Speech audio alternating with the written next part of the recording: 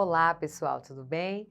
Sejam bem-vindos a mais uma aula de Química da terceira série. Sou a professora Núbia e a gente vai dar continuidade aos conteúdos relacionados à estequiometria, ok? Para a gente iniciar, a gente vai estar vendo quais são os objetivos da nossa aula.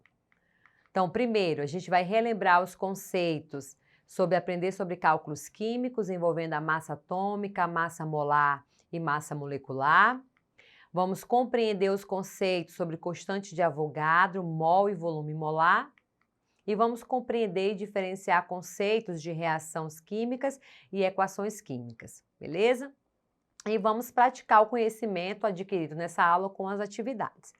Bom, a gente vai relembrar o que é a unidade de massa atômica, né? Então, massa atômica é a massa de um átomo medida em unidade de massa atômica.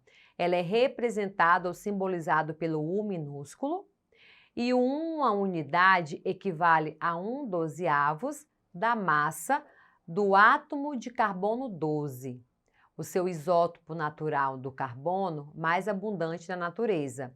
Ele possui 6 prótons e 6 nêutrons, ou seja, a sua massa é igual a 12, ok? Então, a massa atômica é a massa de um átomo e ele é representado pelo Uzinho minúsculo, que é a unidade de massa atômica.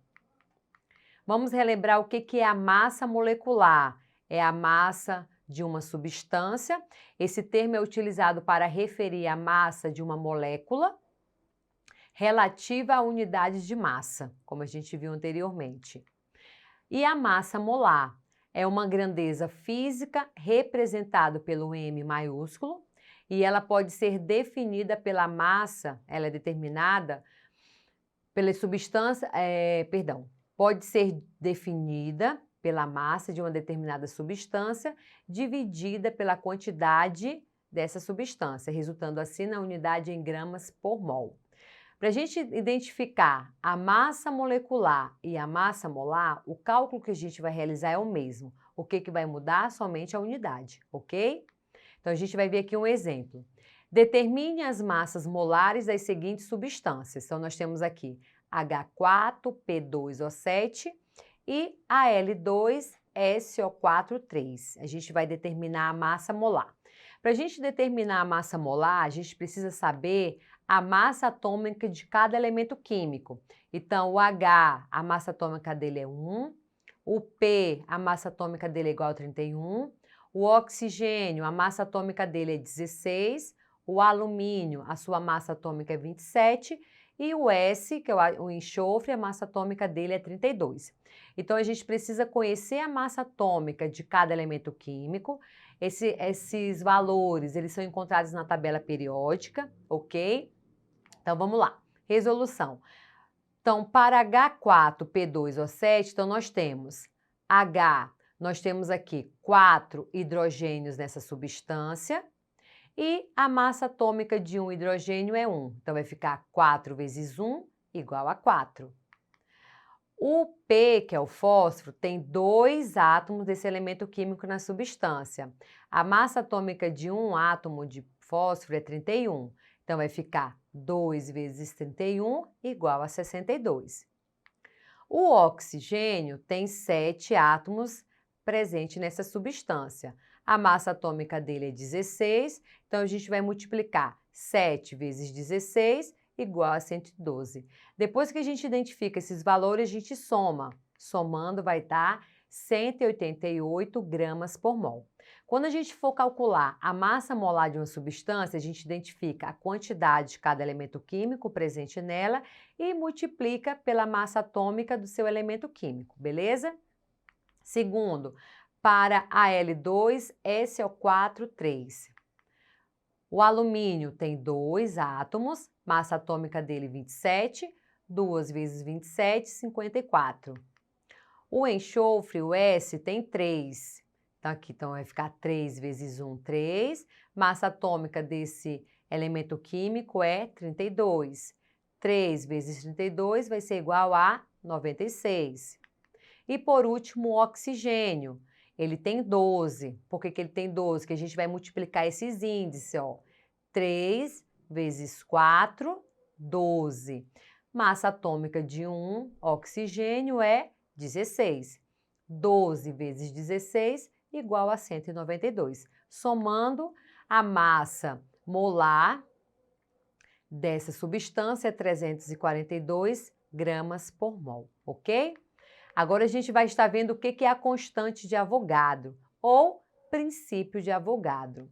Ele falou que volumes iguais de todos os gases, à mesma temperatura e mesma pressão, contêm o mesmo número de moléculas. Então, após ele realizar vários experimentos, ele trouxe o princípio, e esse princípio é conhecido como, ele colocou o seu nome em homenagem a ele mesmo, ok?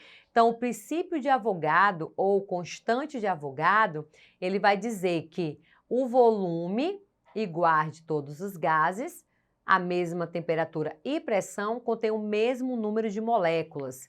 Então, nós temos aqui, ele instituiu que há um valor para o número de moléculas, seria igual ou em torno a 6,02 vezes 10 a 23 moléculas, átomos ou íons, ok? Então, aqui, mol. O que é o mol? O mol é a quantidade de matéria. Esse termo ele é utilizado para a gente determinar a quantidade de matéria, beleza? E está relacionado à constante de Avogadro. Então, um mol sempre de qualquer substância tem aproximadamente 6,02 vezes 10 a 23 entidades. Essas entidades são os átomos, as moléculas ou os íons, dependendo do que o exercício lhe pedir, ok? E determina a quantidade de matéria de um sistema. Vamos ver aqui um exemplo. Quantas moléculas existem em 88 gramas de dióxido de carbono, CO2? E aí ele já deu para a gente que a massa atômica do carbono é 12, do oxigênio é 16. E ele também nos disse que a constante de Avogadro é 6,02 vezes 10 a 23. Então, a primeira coisa que a gente tem que fazer, determinar a massa molar do carbono, para a gente saber qual é a massa dele presente em 1 mol. Então, o carbono tem um átomo de carbono vezes 12, que é a sua massa atômica. Então, 1 vezes 12 é igual a 12. O oxigênio tem 2, aqui o índice, né, que está indicando para a gente. Massa atômica dele é 16. Então, 2 vezes 16 igual a 32. Somando, vai dar 44 gramas por mol. Então, essa massa dessa substância equivale a 1 mol. Então, vamos lá fazer a regrinha de 3? 44 gramas equivale a 6,02 vezes 10 a 23 moléculas. Então, 88 gramas de CO2 equivale a quantas moléculas? Que é o que ele quer saber, ok? Então, a gente vai fazer meio pelos extremos, a multiplicação. E aí, nós vamos ter que x é igual a 88 vezes 6,02 vezes 10 a 23 dividido para 44. Então, x vai ser igual a 1,204 vezes 10 a 24 moléculas de CO2, ok? Então, agora a gente vai relembrar o que é o volume molar. O volume molar é a razão entre o volume e a quantidade de matéria. Equivale ao volume ocupado por 1 mol de entidades elementares, podendo estar tanto no estado gasoso ou no estado sólido. E na CNTP, o que significa essa sigla? Condições normais de temperatura e pressão. Então, todas as vezes que o exercício falar que uma substância no estado gasoso se encontra na CNTP, significa que esse gás se encontra em condições normais de temperatura e pressão. E o volume dessa substância ou desse gás vai ser sempre 22,4 litros. Então, tá aqui. Então, na CNTP, a pressão. Então, o que significa essas condições de normais de temperatura e pressão? A pressão é obrigatoriamente, tem que estar em 1 atm e a temperatura tem que estar em Kelvin, ok? Então, a temperatura 0 graus Celsius ou 273 Kelvin. Se a temperatura for dada em Celsius, dependendo do cálculo que você for realizar, você precisa transformar, ok? Então, o exercício falou, ou o problema apresentou para você que o gás se encontra na CNTP, então você já tem que associar a pressão desse gás que ele está submetido em 1 atm e a temperatura é ou 0 graus Celsius ou 273 Kelvin, ok? E aí nós vamos dizer que 1 mol de entidades elementares é igual a 22,4 litros. E aí nós temos aqui 22,4 litros de 1 mol do gás presente nesse recipiente, 22,4 litros equivale a 1 mol presente desse gás, nesse outro recipiente. Então, o que a gente pode observar? Cada um desses cilindros tem um tipo de gás. Mas por que que todos eles possuem o mesmo volume molar? Porque cada um deles tem 1 mol. Então, aqui eu tenho 1 mol, 1 mol e 1 mol. E como a gente falou aqui, 1 mol corresponde a 22,4 litros se esses gases se encontrarem na CNTP, condições normais de temperatura e pressão, beleza? Então, agora a gente vai praticar.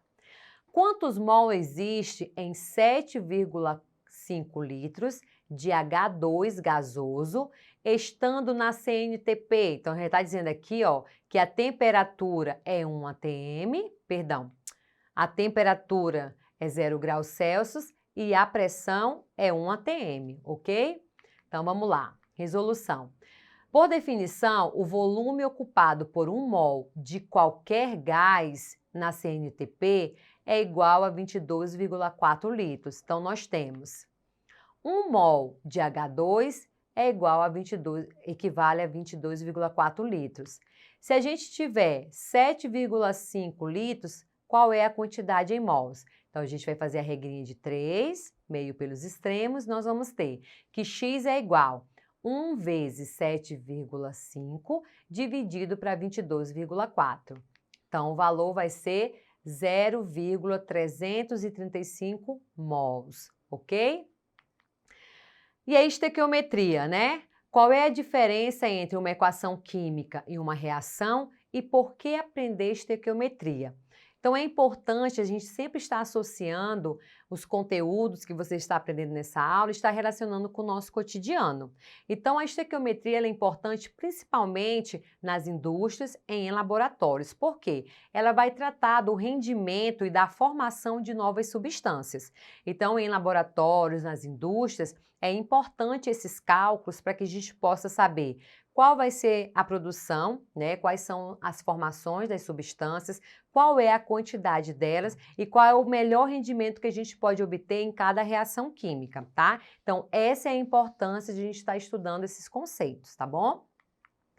Então, o que é uma reação química? Né? Uma transformação química, onde nós temos a transformação de uma substância em outras. Aqui a gente tem a quebra de ligações e a formação de novas ligações, a gente tem um rearranjo de átomos.